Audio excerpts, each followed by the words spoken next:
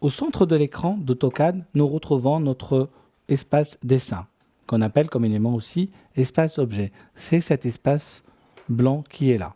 Je peux dessiner ici tous mes objets et tous mes vecteurs et mes dessins. Cet espace a la couleur blanche et je pourrais à tout moment la modifier. Pour la modifier, je vais dans l'explorateur de menu, Options, dans l'onglet Dessin, Couleurs. Là, je peux paramétrer toutes les couleurs utilisées par AutoCAD, couleur du réticule, couleur de l'arrière-bulle, couleur, etc. Moi, ce qui m'intéresse, c'est l'arrière-plan et je voudrais un arrière-plan de couleur noire. On nous recommande souvent de travailler sur un arrière-plan noir parce qu'il réfléchit moins de lumière. Appliquer, OK. Voilà mon espace qui est devenu tout noir. La particularité importante de mon espace, c'est qu'il pourrait être illimité. Ce qui voudrait dire qu'un bâtiment de centaines de mètres va tenir dedans, comme une petite pièce mécanique va tenir aussi à l'intérieur. J'ai dit il pourrait être illimité parce que AutoCAD a gardé aussi la possibilité de limiter l'espace dessin. Si je veux limiter l'espace dessin, je vais taper la commande limite. Et là, il me dit le coin inférieur gauche est à 0,0. Le coin supérieur gauche est à 420,297. Je fais entrer, je viens de limiter mon espace. Je vais rappeler la commande et je vais taper ici inactif.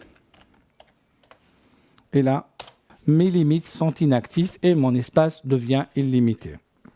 La particularité aussi de cet espace-là, c'est que chaque objet va avoir une coordonnée X, Y.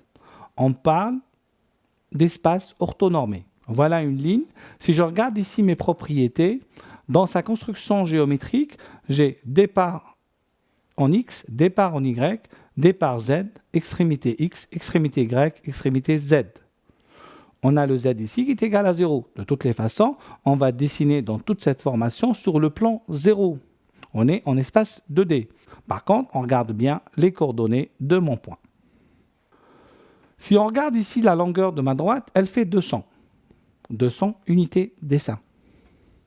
Oui, sauf que les unités de dessin, à quoi correspondent-ils dans la réalité? Est-ce des centimètres, des millimètres ou des mètres?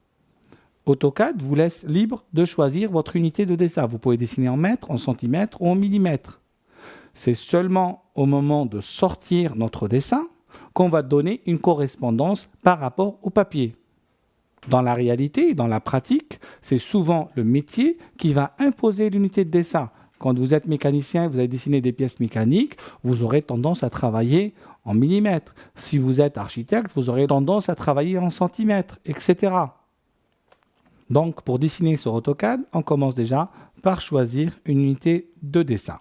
Nous avons aussi la possibilité, si je vais ici dans le navigateur des menus, utilitaire dessin, contrôle des unités, unité ici, choisir le type d'unité, décimale, architecturale, fractionnaire ou scientifique.